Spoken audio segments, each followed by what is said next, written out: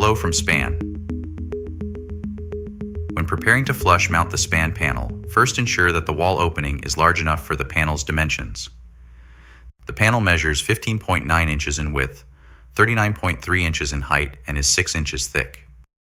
For walls that are deeper than 4 inches, make sure the panel protrudes at least 3/4 of an inch from the door face to the wall's finished surface if you're installing it without the trim kit.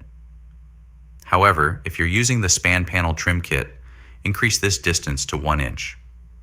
This space is necessary to allow the door to open to at least 90 degrees. It's important to always follow local and national building codes. Please note, the flush mounting of the span panel is currently permitted only for indoor applications. If you choose to use the trim kit accessory, we recommend watching our trim kit installation video for guidance. The trim kit can also serve as a handy template to mark the panel's position on an existing wall. If you're planning to reconfigure the door swing, do so before flush mounting the span panel into the wall.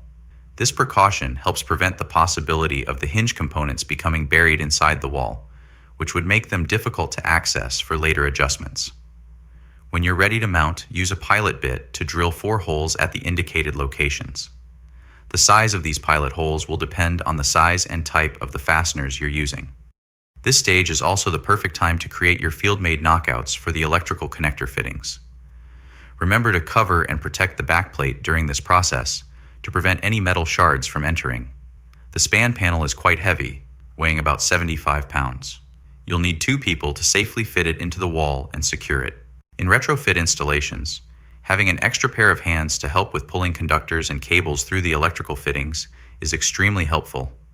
To ensure that the panel is properly aligned, use shims as needed. This will keep the panel plumb and square, preventing warping when you anchor it to the structural members and ensuring that the door closes smoothly.